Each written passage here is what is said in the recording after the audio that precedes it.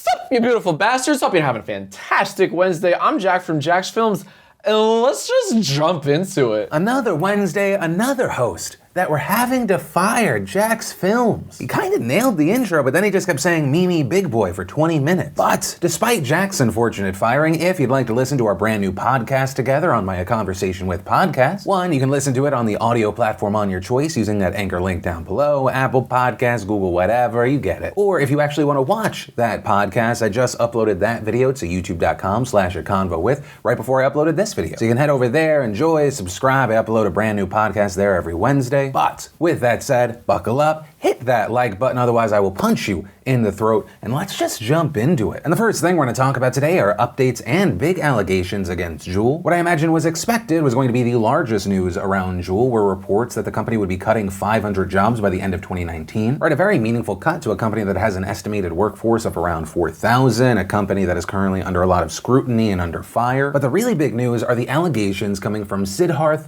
Breha. He's the former senior vice president of global finance for Juul, and he filed a lawsuit against the company on Tuesday. A lawsuit that claims that Juul shipped out 1 million contaminated e-cigarette pods, with Breha claiming that the company retaliated against him when he brought up concerns over this shipment. Also, according to reports, there was another instance where Breha says he was worried when the company in February 2019 wanted to resell pods that were at one point almost 1 year old, saying he protested their resale and urged the company to at least include an expiration or best buy date or a date of manufacture on the packaging, with the report going on to say that the lawsuit claims that then CEO Kevin Burns shot down that idea, saying, "Half our customers are drunk and vaping like mofos, who the fuck is going to notice the quality of our pods?" Now, as far as the other side of this, according to reports, a Juul spokesperson called Breha's claims baseless and added that he was terminated because he failed to demonstrate the leadership qualities needed in his role. The report also saying the representative also said that Breha's safety concerns were unfounded, while acknowledging that the, quote, manufacturing issue that he described had taken place, with a spokesperson saying, "The allegations concerning safety issues with Juul products are equally meritless, and we already investigated the underlying manufacturing issue and determined the product met all applicable specifications." But yeah, ultimately that's where we are with this story now. It's going to be interesting to keep an eye on it, and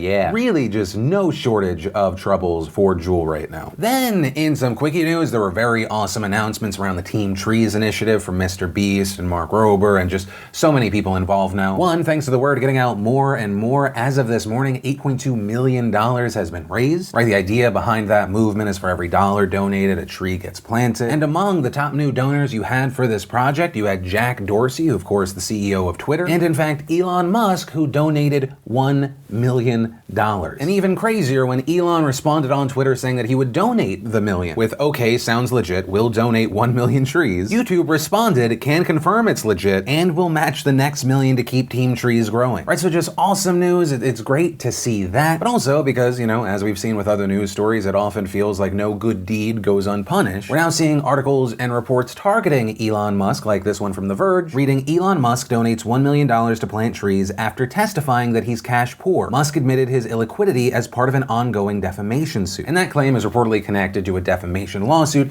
that stems from, I mean, we talked about that story a while ago when Elon Musk called that British cave diver a child rapist. But yeah, there was that. And then let's talk about the massive news around Jeffrey Epstein. And for those who don't remember, Epstein, who was arrested for federal sex trafficking charges, he ended up being found dead in his cell. New York City officials ruled it a suicide, which was a conclusion that many people did not believe. Right, just tons of conspiracy theories have been connected to this death, many attributing it to a number of people. But the reason we're talking about this today is Michael Baden. Baden is a former New York City medical examiner. More specifically for this story, he is a forensic pathologist who was hired by Jeffrey Epstein's brother. And he has come out today saying the death showed a number of signs pointing to homicide rather than suicide, reportedly arguing that Epstein's injuries were extremely unusual in suicidal hangings and could occur much more commonly in homicidal strangulation. Also saying of the two guards that were meant to monitor Epstein, "I've never seen in 50 years of investigating all deaths that occur in prisons in New York State, never have two guards fall asleep at the same time while the video doesn't work." Although there was one note that Baden himself did point out. He reportedly told Fox News that a homicide would have left a perpetrator's DNA at the scene, but admitted that, quote, "We don't have those results yet." And also, as the New York Times has reported, findings by Dr. Baden were strongly disputed by the city's chief medical examiner, Dr. Barbara Sampson, with Dr. Sampson Sampson having said, "I stand firmly behind our determination of the cause and manner of death in this case. In general, fractures of the hyoid bone and the cartilage can be seen in suicides and homicides." Which is also of note because Dr. Baden pointed out Epstein had 3 fractures in the hyoid bone and the thyroid cartilage, and of those injuries, he said that was very unusual for suicide and more indicative of strangulation, homicidal strangulation. Alright, so there was that, and it's going to be interesting to see if we see any further fallout from this claim. Then, in quickie internet business news, it appears that we are now just days away from one of the biggest sales that we've seen, and specifically what I'm mentioning here is the Shane Dawson Jeffree Star collaboration. And if you're completely unfamiliar with this, it's kind of been this amazing internet experiment to watch. Shane Dawson, who of course is an old school creator, has really evolved over the past year and a half. He took several months off to work on this big secret project. That project has then come out in the past 4 weeks, revealed in 6 episodes. The first one garnering 24 million views, and yes, there has been a steady decline in each one, but even the latest one, after just 16 hours, is showcasing 8.2 million views. And part of the reason for that is probably a lot of people tuned in initially to see if there was kind of drama, allegations, claims. And then I think more and more people realize that, oh, this is actually a documentary about Shane Dawson coming out with a product from the beginning to the actual release. While also at the same time, thanks to Jeffree Star, getting an inside look at the money and business around merchandise as well as makeup, which I will say is fascinating. There was this moment in one of the last episodes where they showed $500,000 in sales over the course of around 20 to 30 minutes. And that was kind of on a just random secondary merch drop. And while the views have gone down with this series, in no way is that a bash or any kind of inclination that there is going to be a failure of some sort. It's just that the numbers that you're seeing now, I think, are the most invested and probably most likely to buy this product that people over the course of 6 episodes have seen created. Which I will say, I've had this show for about 12 years. We've covered a lot of kind of marketing plays. I have never seen something done so intelligently. I do not wear makeup other than the kind of occasional breakout concealer. And even I, having watched the course of this, I want to buy a palette just because it feels like it's part of something bigger. Yeah, it'll be really interesting to see what happens when they release it. It's supposed to come out on Friday. I guess really connected to the story, I would really love to know your thoughts for those who have also watch the series. But from that, I want to share some stuff I love today and Today in Awesome, brought to you by GetAround. And if you don't know, GetAround lets you book, locate, and unlock cars instantly around your city using their specific app. And how GetAround works is it lets you reserve and drive a variety of cars hourly or daily instead of renting only by the day or week from a rental company. Prices start at just $5 an hour, and they have a wide range of cars that are available to drive. Everything from pickup trucks and Jeeps to Prius, even Teslas and more. You also don't have to worry with them because every trip on GetAround is covered by their $1 million insurance policy and 24/7 roadside assistance. And personally, I think the best part of GetAround is you do not need to meet up with a stranger to coordinate picking up a car key or getting any kind of access card. You just need your phone and the GetAround app. It's that simple. And best of all, if you want to try it out, just go to get.co/DeFranco or click that link in the description, sign up, and use that code DeFranco at checkout to get $25 off your first trip. Oh, and actually, last thing, if you don't actually need a car, you can also actually just list your own car on the platform for other people and easily make money from it. But yeah, main point, click the link, check it out, and enjoy. And the first bit of awesome today is after you watch today's show, after you definitely go check out the brand new podcast with Jax Films, you should definitely check out Markiplier's brand new project. It is a choose your own adventure video experience that I think he said has 31 endings. I can't even imagine all the work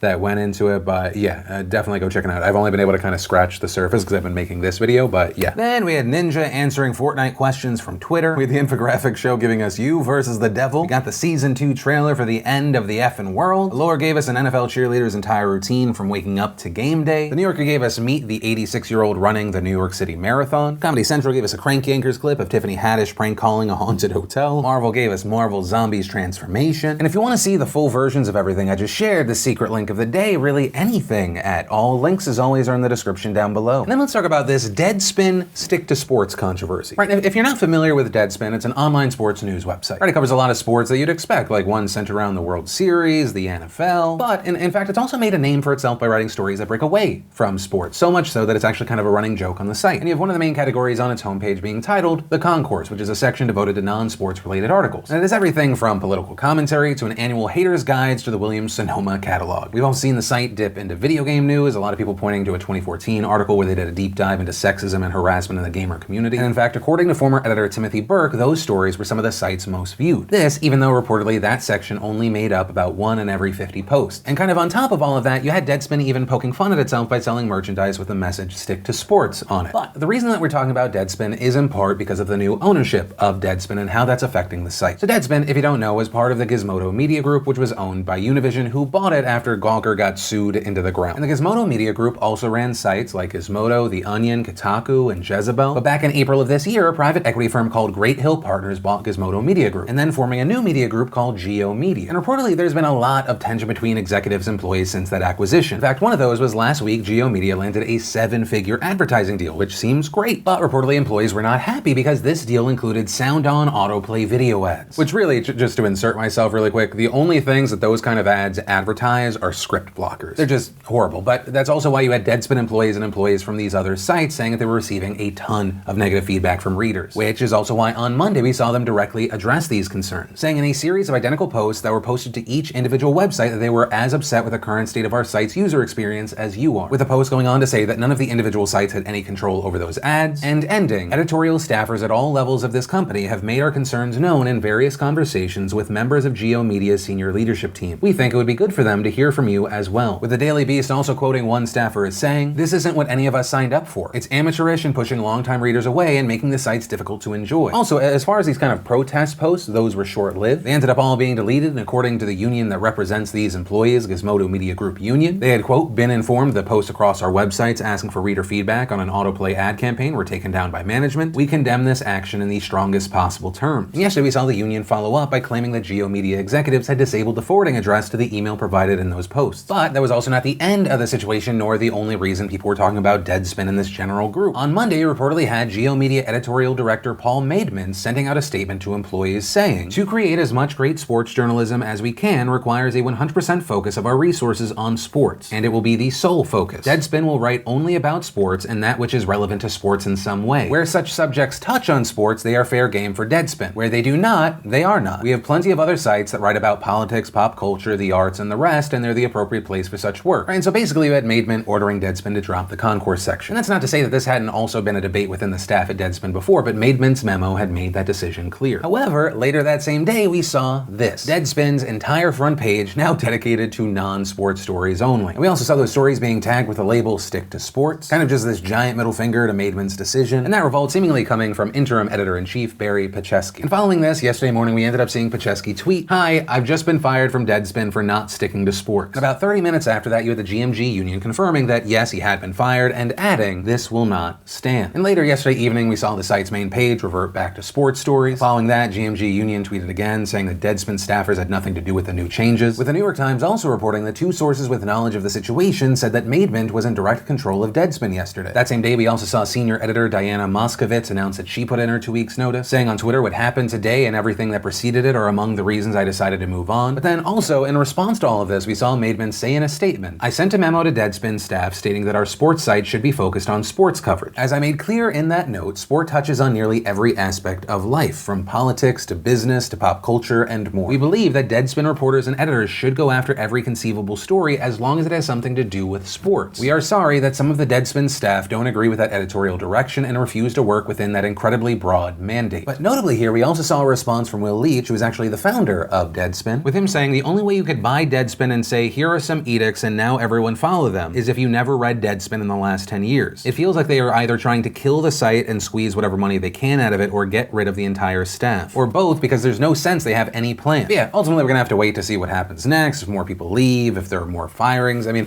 I also went to Deadspin.com and it appears that some of those concourse articles are on kind of the first page if you scroll. Yeah, it's gonna be interesting to see how this plays out. And the last thing we're gonna talk about today is this massive news coming out of Bolivia. If you haven't seen, protests have been going on all over the country for over a week now, but unlike some of the recent protests that we've talked about in Latin America and other parts of the world, these protests aren't because of economic problems. Instead, we're seeing protests over accusations of election fraud. Okay, so all of this starts on October 20th when voters in Bolivia head to the polls to cast their votes. Votes for either President Evo Morales or his opponents, the strongest of which was Carlos Mesa, who actually himself had served as president from 2003 until 2005 when he resigned. Now, Morales has served as president of Bolivia for more than 13 years since 2006, making him one of the longest serving leaders in Latin America. And so in this most recent election, he was running to be re-elected for his 4th term. And right now, you might be thinking, okay, 13 years, 4 terms, that sounds like a long time for a democratically elected president to serve. And in fact, it is, or rather was, because back in 2013, Bolivia's highest court ruled that Morales could run for a 3rd term, even though the Constitution limited the president to 2 5-year terms. And so he ran that 3rd time, and he won. And then in 2016, Morales proposed a change to the Constitution that would end term limits altogether. But in a national referendum, a majority of Bolivian voters voted against his plan to scrap the term limits, thus preventing him from running again in 2019. Now, Morales originally said that he would accept that outcome, but then in 2017, his party asked the highest court to overrule the referendum, arguing that preventing elected officials from running indefinitely, 1, violated human rights, and 2, that the referendum only passed in the first place because of a smear campaign led by the United States. And again, we ended up seeing the court give Morales a huge win by scrapping the limits entirely, officially allowing him to run for a 4th term. Now, unsurprisingly, that decision upset a lot of people who argue that this was a clear tactic for Morales to solidify his hold on power. And now those allegations have resurfaced because when the polls closed on the night of October 20th, the results from Bolivia's election tribunal indicated that the race was headed to a runoff that analysts said that Morales had a strong chance of losing. But then the tribunal mysteriously stopped updating the election results for nearly 24 hours. And then when reporting finally resumed after this just unexplained gap, it showed that Morales was actually beating Mesa in a razor-thin margin. And then, a few days later, the tribunal declares that not only did Morales win, but that he had won by just a little bit over the 10-point lead required to avoid a runoff election. So unsurprisingly, you had a lot of people confused, a lot of people pissed off. You had Mesa and other opposition leaders accusing Morales of election fraud, calling for people to hold demonstrations against the election outcome, and speaking to CNN last Monday, Mesa said, quote, "What is happening in Bolivia is a gigantic fraud to rob us of our right to go to a second round where we have a chance of winning. We are talking about a clearly established fraud by a government that has the Electoral Council at its service." And so with this, we saw people taking to the streets all over the country to protest, and while some of the demonstrations have remained peaceful, other protesters have reportedly set fire to government buildings and knocked over statues. These protests have also basically been ongoing ever since the election, with protesters building barricades and blocking highways and buildings, also causing shops and schools to close down. In the capital yesterday, we saw police responding by firing tear gas at protesters, and numerous injuries have been reported all over the country. But what's also really interesting is it isn't just people protesting against Morales. In fact, a lot of the clashes and violence that we're seeing at these protests are actually between Mesa's supporters and Morales supporters. And in fact, on Monday, there were both Mesa and Morales held rallies where they each accused the other supporters of inciting violence. Also at his rally, Mesa doubled down on the fraud accusations, also telling Reuters earlier in the day that his protesters would not stop or accept negotiation, and that the crisis was caused entirely because Morales wanted to stay in power for his lifetime, adding, "I have no doubt that his intention is to stay in government indefinitely, illegitimately. This is a political process that is debasing, deteriorating, and corrupting, that is expressed by the desire for power's sake." But on the other side of this, you have Morales continuing to affirm his victory and deny any accusations that any fraud occurred or that he is simply trying to keep himself in power, arguing that his continued election wins are the will of the Bolivian people. Morales has also claimed that there is a coup attempt underway led by right-wing groups and foreign powers, but we've also seen him invite the Organization of American States, the OAS, to audit the vote, and saying if the OAS finds evidence of fraud, he'll agree to a second round of voting. In the meantime, the United States, Argentina, Brazil, and Colombia have refused to formally recognize Morales as the rightful president of Bolivia following the election, and in a joint statement, the four countries said that they will not recognize him if the OAS is not able to verify results of the first round. Which, actually a big update today, is Bolivia's foreign minister announced that the OAS audit is set to start tomorrow and that the results will be binding. As far as what the OAS has had to say thus far, I've seen them call the 24-hour gap in election reporting surprising and worrying, also saying that Bolivian authorities didn't have a legitimate explanation for it. And we've already seen the OAS Director of Electoral Observation and Cooperation saying that this election should still go to a second round regardless of the audit's finding. But yeah, ultimately that is where we are with Bolivia now. And it's going to be interesting to see what happens. You know, with this situation, you have many comparing Morales' actions to what's going on in Venezuela right now. You know, as the Washington Post wrote, the developments in some ways resemble the sequence of events that led to the current standoff in Venezuela. Venezuelan President Nicolas Maduro, a Morales ally, claimed victory last year in elections widely viewed as fraudulent. The United States withdrew recognition of Maduro, declared opposition leader Juan Guaido Venezuela's rightful leader, and imposed economic sanctions on the already collapsing nation. And in fact, on that note, thousands of protesters who have taken to the streets in Bolivia can often be heard chanting slogans such as "No and no, I don't want to live in a dictatorship like the one in Venezuela." But that's one of the big differences between Maduro and Morales is that Morales is actually still pretty popular. While Maduro is widely blamed for Venezuela's economic crisis, Morales is often widely credited for bringing massive economic growth to Bolivia and significantly reducing poverty and inequality in one of the region's poorest countries. But also at the same time, Morales' once very strong popularity has slipped recently, with more and more people accusing him of weakening democracy and concentrating power with his continued efforts to change the constitution to be re-elected. For now, we'll have to wait and see. For those that live there, live around there, have family there, I'd really love to know your thoughts on what's happening. And that's where I'm going to end today's show. If you're new here and you want an easy and hopefully enjoyable way to stay informed, be sure you hit that subscribe button. Definitely tap that bell to turn on notifications. Also, if you're looking for more to watch after this video, you should definitely check out that new podcast I have with Jax Films, and or maybe just miss yesterday's show. You can click or tap right there to watch either of those. But with that said, of course, as always, my name's Philip DeFranco. You've just been filled in. I love yo faces, and I'll see you tomorrow.